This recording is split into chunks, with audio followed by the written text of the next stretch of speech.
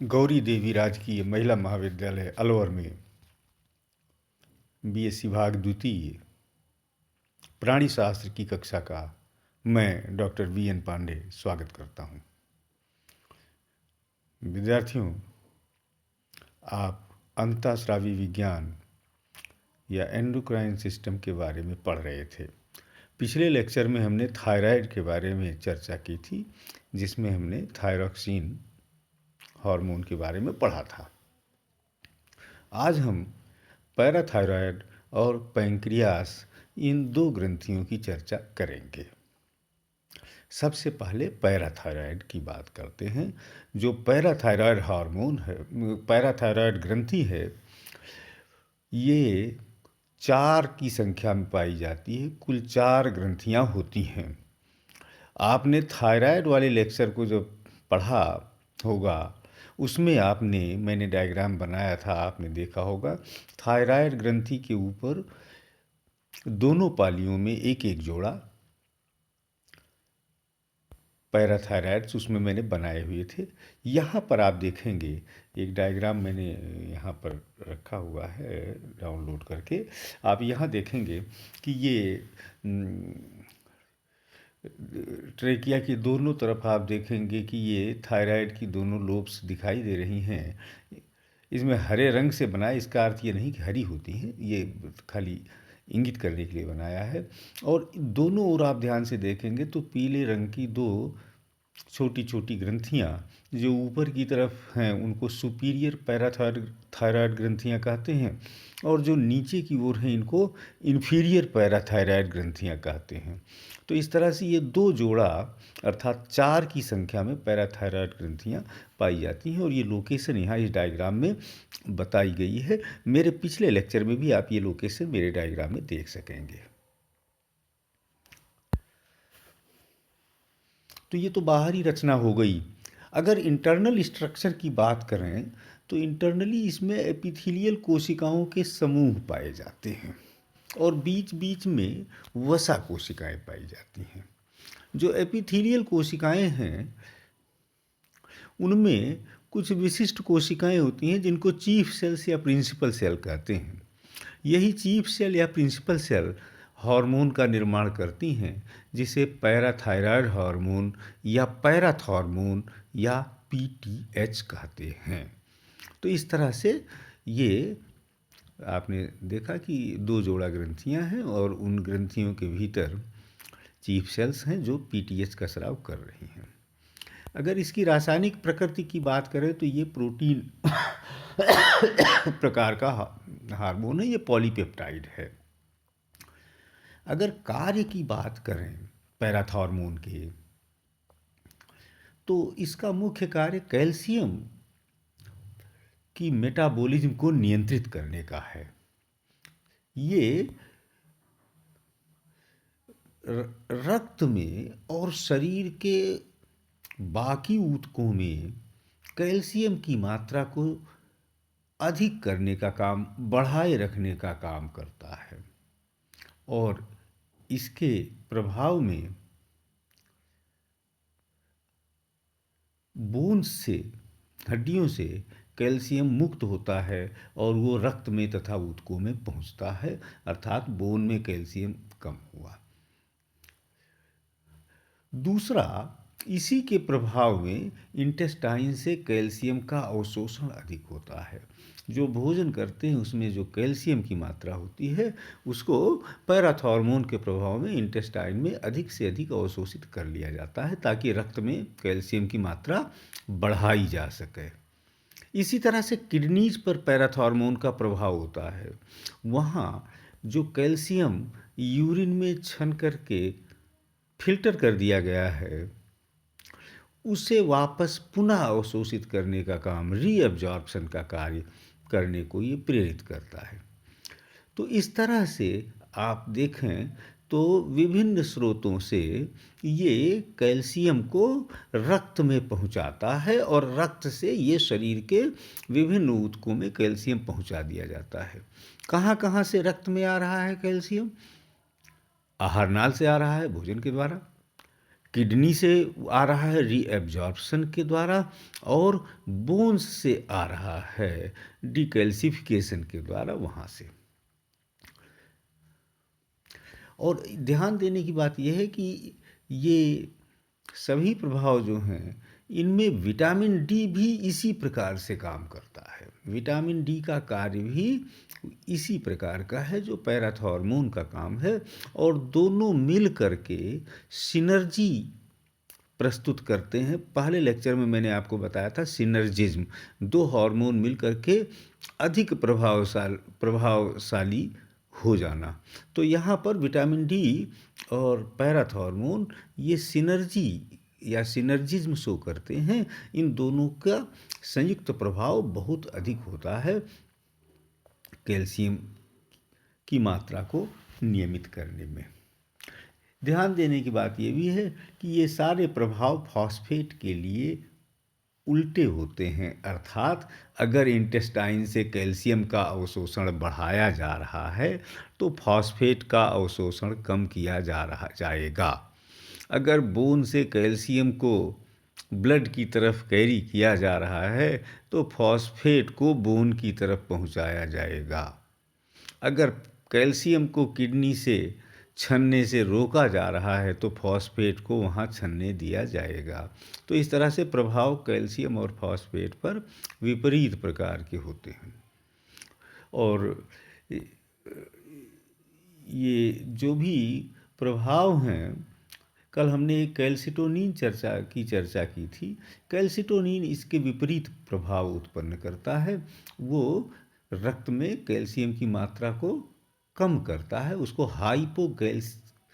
Hypocalcemic hormone कहते हैं, जबकि पैराथॉर्मोन हाइपर कैल्सीमिक हार्मोन है। तो ये बात हुई पैराथायराइड ग्रंथि की, जो कि शरीर में कैल्शियम मेटाबॉलिज्म से जुड़ा हुआ है। हम आपको बता दें कि कैल्शियम बोन के लिए तो महत्वपूर्ण है ही, हमारे नर्वस सिस्टम, मस्कुलर सिस्टम, इन सभी सिस्टम्स के लिए बहुत ही महत्वपूर्ण है। प्लाज्मा झिल्लियों में कैल्शियम के जो एटीपेज पाए जाते हैं वो भी कैल्शियम डिपेंडेंट एटीपेज बहुत से होते हैं। तो इस तरह से बहुत ही महत्वपूर्ण कैल्शियम जो मिनरल है, और इसका नियंत्रण पीटीएच, विटामिन डी और कैल्सिटोनिन, इन तीन के द्वारा किया जाता है। पैराथॉर्मोन का स्राव नियंत्रण जो होता है वो कैल्शियम की मात्रा के आधार पर होता है। रक्त और शरीर के द्रव में अगर कैल्शियम की मात्रा कम होने लगेगी तो पैराथॉर्मोन का अधिक सिक्रीशन होगा। और अब हम बात करते हैं एक और ग्रंथि की जिसे पैंक्रियस कहते हैं।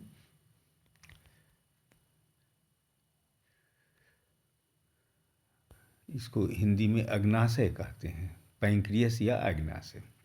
ये जो पैंक्रियस है ये पाचन तंत्र में, आप पहले इसके बारे में पढ़ चुके हैं। ये एक्सोक्राइन और एंडोक्राइन दोनों प्रकार की ग्रंथि है। एक्सोक्राइन अर्थात ये एंजाइम का स्राव करते हैं, और उन एंजाइम्स का भोजन के पाचन में उपयोग होता है। तो डाइजेस्टिव एंजाइम्स का स्राव किया जाता है, और ये इनका एक्सोक्राइन कार्य है। दूसरा कार्य इसका एंडोक्राइन है, जहाँ ये हार्मोन का स्राव करते हैं। लोकेशन की अगर बात करें तो स्टमक के ठीक नीचे डियोडिनम और स्प्लीन के बीच वाले स्थान में ये लोकेटेड होता है। जो एक्सोक्राइन पार्ट है उसको पैंक्रियाटिक एसिनाई कहते हैं ये, और जो एंडोक्राइन पार्ट है उसे आइलेट्स ऑफ लैंगरहैंस कहते हैं। ये यहाँ एक डायग्राम है, आप इसको देखेंगे, ध्यान से देखें। ये देखें, पिछले दिन हमने ये आप ध्यान से देखें, यहाँ पर ये जो बना हुआ है ये एसिनाई है। किनारे किनारे चौड़ी चौड़ी कोशिकाएं बनी हुई हैं, बीच में जो है एक कैविटी है। तो ये पैंक्रियाटिक एसिनाई, आप देखेंगे कि कई ऐसे एसिनाई बने हुए हैं, चारों तरफ ये पैंक्रियाटिक एसिनस हैं, और उनके बीच में जो स्थान आप देख रहे हैं इसको कहते हैं आइलेट्स ऑफ लैंगरहैंस। आइलेट्स इसलिए क्योंकि ये बीच बीच में स्थान स्थान पर पैंक्रियास के ऊतकों के बीच में पाए जा रहे हैं और ये घिरे हुए हैं एसिनाई के द्वारा। तो यहाँ आप देख सकते हैं ये आइलेट्स ऑफ लैंगरहैंस हैं। इसमें अल्फा और बीटा कोशिकाएं बनाया गया है यहाँ पर, और कुछ ब्लड स्पेसेस बनाए गए हैं। ये है पैंक्रियाटिक एसिनस और आइलेट्स ऑफ लैंगरहैंस। हाँ, तो पैंक्रियाटिक एसिनाई और आइलेट्स ऑफ लैंगरहैंस आपने डायग्राम में देखा। अगर हम आइलेट्स ऑफ लैंगरहैंस के हिस्टोलॉजी में जाएं तो यहाँ 4 प्रकार की कोशिकाएं पाई जाएंगी।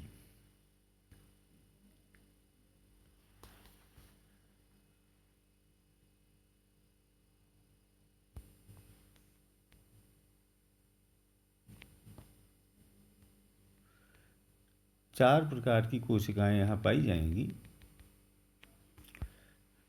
सबसे पहले ए कोशिकाएं, या इनको अल्फा कोशिकाएं कहते हैं। ए सेल्स या अल्फा सेल्स ये ग्लूकागॉन नाम के हार्मोन का निर्माण करती हैं, और कुल आइलेट्स की जो कोशिकाएं हैं उसका लगभग चौथाई हिस्सा ए कोशिकाएं या अल्फा कोशिकाएं होती हैं। दूसरी प्रकार की कोशिका है बी कोशिका या बीटा कोशिका। ये इंसुलिन नाम के हार्मोन का निर्माण करती हैं और कुल कोशिकाओं का 60% तक इनकी संख्या होती है।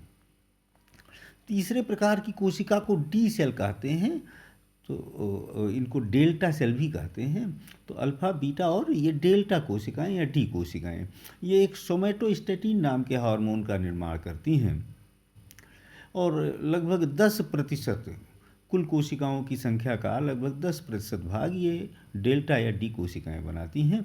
और अगले प्रकार की कोशिका है पीपी सेल या पैंक्रियाटिक पॉलीपेप्टाइड सेल। ये एक पैंक्रियाटिक पॉलीपेप्टाइड नाम का हार्मोन बनाती हैं और इनकी कुल संख्या लगभग 5% तक है। तो इस प्रकार से ये 4 प्रकार की कोशिकाएं हैं, अल्फा अर्थात ए, बीटा अर्थात बी, डेल्टा अर्थात डी और पीपी अर्थात पैंक्रियाटिक पॉलीपेप्टाइड। तो एक एक करके इनके हार्मोन्स के बारे में हम चर्चा कर लेते हैं। सबसे पहले इंसुलिन। ये अभी जैसा ऊपर दिखाया गया है बीटा कोशिकाओं से स्रावित होता है। ये एक पॉलीपेप्टाइड है, प्रोटीन प्रकृति का हार्मोन है, और इसका जो नेचर है वो हाइपोग्लाइसीमिक है। हाइपोग्लाइसीमिक का अर्थ है कि रक्त में ग्लूकोज की मात्रा को कम करने वाला हार्मोन। तो जब भी रक्त में ग्लूकोज की मात्रा बढ़ती है उसी के परिणाम स्वरूप इंसुलिन का स्राव होता है, और यह रक्त में ग्लूकोज की मात्रा को नियमित या कम कर देता है। कैसे कम करता है?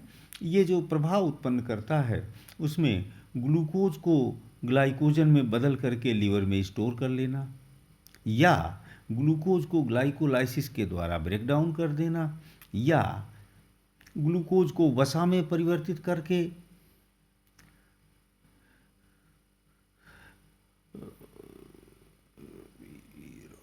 स्टोर कर लेना। तो इन सभी विभिन्न तरीकों से ये रक्त में ग्लूकोज की मात्रा को कम करता है, रक्त से ग्लूकोज को ऊतकों में, लीवर में आदि में पहुंचाता है, ऊतकों में ग्लूकोज का ब्रेकडाउन तेज कर देता है। यह है इंसुलिन का प्रभाव। दूसरा हार्मोन है ग्लूकागॉन। ये ए कोशिकाएं या अल्फा कोशिकाओं से स्रावित होता है। ये भी प्रोटीन प्रकृति का है, लेकिन यह हाइपरग्लाइसीमिक है। हाइपरग्लाइसीमिक अर्थात रक्त में ग्लूकोज की मात्रा को बढ़ाए रखने का काम करना। तो अगर रक्त में ग्लूकोज की मात्रा कम होने लगती है तो ग्लूकागॉन का स्राव होता है, ताकि रक्त में ग्लूकोज की मात्रा बढ़ाई जा सके। ये कैसे बढ़ाता है रक्त में ग्लूकोज की मात्रा? ग्लाइकोजेनोलाइसिस अर्थात ग्लाइकोजन को तोड़ना और ग्लाइकोजन को तोड़ करके ग्लूकोज बनाना। लीवर में, जैसा अभी मैंने ऊपर बताया कि ग्लूकोज को ग्लाइकोजन में बदल के लीवर में स्टोर करवाता है इंसुलिन। ग्लूकागॉन इसका उल्टा करता है, लीवर में उपस्थित ग्लाइकोजन को तोड़ करके उसको ग्लूकोज में बदल देता है, जिससे रक्त में ग्लूकोज की मात्रा बढ़ जाती है। ग्लूकोनियोजेनेसिस को प्रेरित करते हैं। लैक्टेट से ग्लूकोज का निर्माण। इसी तरह से प्रोटीन का ब्रेक डाउन करना, वसा का ब्रेक डाउन करना, और इनसे जो प्रोडक्ट बनते हैं वो ग्लूकोनियोजेंसिस के द्वारा फिर से ग्लूकोज का निर्माण करते हैं। परिणाम रक्त में ग्लूकोज की मात्रा बढ़ जाना। तो इस प्रकार से ये इसका मुख्य कार्य है कि रक्त में ग्लूकोज की मात्रा सुनिश्चित स्तर पर बनी रहे। अगला हार्मोन है सोमैटोस्टेटिन। ये भी एक प्रोटीन प्रकृति का हार्मोन है, प्रोटीन ही है। अगर प्लाज्मा में ग्लूकोज का और एक आर्जिनिन नाम का तत्व है, इसकी मात्रा बढ़ जाती है, तो उसके परिणाम स्वरूप सोमैटोस्टेटिन स्रावित होता है डेल्टा कोशिकाओं से या डी कोशिकाओं से। ये इंसुलिन और ग्लूकागॉन दोनों के स्राव को नियंत्रित करता है। अगला हार्मोन है पैंक्रियाटिक पॉलीपेप्टाइड। पीपी कोशिकाएं जिनका ऊपर जिक्र किया गया था, वहां से स्रावित होता है पैंक्रियाटिक पॉलीपेप्टाइड। इसका कार्य है भूख को कम करना, खाने की क्षमता को, कैपेसिटी ऑफ ईटिंग या अपेटाइट जिसको कहते हैं, उसको कम करना, पैंक्रियस की सभी गतिविधियों को नियंत्रित करना, एंडोक्राइन और एक्सोक्राइन दोनों प्रकार की गतिविधियों का नियंत्रण या कोऑर्डिनेशन करना, और ये लिवर में ग्लाइकोजन लेवल को भी प्रभावित करता है। और मात्र पैंक्रियस के स्राव को ही नहीं, बल्कि ये इंटेस्टाइन के सिक्रीशंस को भी प्रभावित करता है। तो ये पैंक्रियाटिक पॉलीपेप्टाइड की बात हुई। इस तरह से हमने चारों हार्मोन की चर्चा कर ली। क्योंकि हम पैंक्रियस की बात कर रहे हैं, इसलिए उचित होगा कि हम इसके साथ ही डायबिटीज मेलिटस का भी एक जिक्र कर लेते हैं। बच्चों, सामान्य तौर पर रक्त में ग्लूकोज की मात्रा एक रेंज में होती है, एक सीमा होती है, उसी रेंज में होती है। फास्टिंग ग्लूकोज का अर्थ होता है कि जब भोजन नहीं किया हुआ हो उस समय ग्लूकोज की मात्रा। सामान्य मात्रा इसकी 80 मिलीग्राम या 100 मिलीग्राम पर 100 ml मानी जाती है।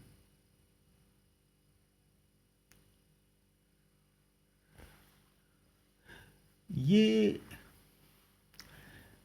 अगर बढ़ जाती है और फास्टिंग अवस्था में 150 या और अधिक पहुंच जाती है, तो ऐसी स्थिति को डायबिटिक अवस्था कहते हैं। ये जो मान दे रहे हैं 80 या 100 या 150, ये कोई निश्चित मान नहीं है। सामान्य तौर पर ये वर्ल्ड हेल्थ ऑर्गेनाइजेशन और डायबिटिक एसोसिएशन इसकी अलग अलग वैल्यूज निकालते रहते हैं। लेकिन सामान्य तौर पर जो फास्टिंग शुगर है, ये 80 mg to 100 mg पर DL मानी जाती है। अगर ये 150 या उससे अधिक हो जाता है तो ये डायबिटिक अवस्था कहलाता है। इसके कारण क्या हैं? कारण दो हो सकते हैं। या तो बीटा कोशिकाओं से इंसुलिन का स्राव नहीं हो रहा है, बीटा कोशिकाएं नष्ट हो सकती हैं, खुद के शरीर में एंटीबॉडीज बन जाती हैं जो बीटा कोशिकाओं को ब्लॉक कर देती हैं, वहाँ से इंसुलिन का निर्माण नहीं होने देती हैं। तो एक तो ये कारण हो सकता है कि इंसुलिन का निर्माण ही ना हो रहा हो, इसे डायबिटीज़ टाइप 1 कहते हैं। और दूसरी स्थिति ये हो सकती है कि इंसुलिन का निर्माण कम हो रहा हो और शरीर के ऊतकों में इंसुलिन के प्रति एक प्रतिरोधकता विकसित हो गई हो, अर्थात वो इंसुलिन के प्रति रेस्पॉन्ड नहीं कर रहे हो, इंसुलिन ऊतकों पर प्रभाव नहीं डाल पा रहा हो। ये दूसरी स्थिति हो सकती है कि इंसुलिन बन रहा है लेकिन प्रभावी नहीं, इसको डायबिटीज टाइप 2 कहते हैं। तो ये अवस्थाएं डायबिटीज़ कहलाती हैं। डायबिटीज़ के लक्षण क्या हैं, एक चर्चा कर लेते हैं। कुछ टेक्निकल टर्म्स आते हैं, हमारा उद्देश्य आपको इन टेक्निकल टर्म्स का एक सामान्य आइडिया देना है। तो क्या क्या लक्षण हैं? ग्लाइकोसूरिया। ग्लाइकोसूरिया का अर्थ है कि यूरिन में शुगर पाया जाना। जो रक्त में बहुत अधिक शुगर हो जाता है तो वो यूरिन में किडनी से फिल्टर होकर के पहुंचता है, तो इस अवस्था को ग्लाइकोसूरिया कहते हैं। दूसरी अवस्था कहलाती है पॉलीयूरिया। डायबिटीज के प्रभाव में यूरिन की मात्रा और फ्रीक्वेंसी बढ़ जाती है। इसी तरह से टर्म है पॉलीडिप्सिया, क्योंकि बार बार यूरिन और उसकी यूरिन की मात्रा बढ़ जाती है बार बार यूरिन होने से, इसलिए थर्स्ट लगती है, प्यास लगती है, इसको पॉलीडिप्सिया कहते हैं। इसी तरह से पॉलीफेगिया, क्योंकि इंसुलिन की कमी से ऊतक ग्लूकोज का उपयोग नहीं कर पाते हैं। ग्लूकोज का जो ग्लाइकोलाइसिस की क्रियाओं के द्वारा ब्रेकडाउन होना है वो नहीं हो पाता है, और ब्रेकडाउन नहीं होने से शरीर को ऊर्जा नहीं मिलती, इसलिए शरीर को भूख लगी रहती है, अधिक खाने की इच्छा होती है। इस अवस्था को पॉलीफेगिया कहते हैं।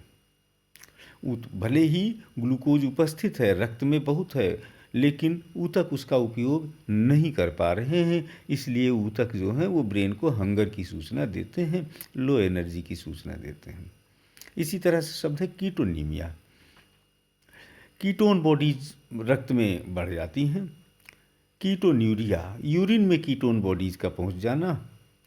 और एक और विशेष बात है, क्योंकि इसमें जल बार बार निकलता है यूरिन के द्वारा, इसलिए शरीर का इलेक्ट्रोलाइट बैलेंस, अर्थात जो आयनों का और जल का संतुलन है, ये संतुलन डिस्टर्ब हो जाता है, और ये एक बहुत जटिल समस्या हो सकती है डायबिटीज़ के लिए। तो ये हमने आपको डायबिटीज़ मेलिटस के बारे में बताया, जिसके टाइप 1 और टाइप 2 के बारे में बताया, और इसका मुख्य कारण जो पाया गया है उसको कहा जाता है ऑटो इम्यूनिटी, अर्थात अपने शरीर में ऐसी एंटीबॉडीज़ का बनना जो कि इंसुलिन के निर्माण को प्रभावित करें, नहीं होने दें। तो बच्चों, ये हमने बात की आज दो ग्रंथियों की, एक तो पैराथायराइड और दूसरी पैंक्रियास। आशा करते हैं आप समझ गए होंगे। कोई डाउट्स होगा तो आप मुझसे पूछेंगे। थैंक यू बच्चों।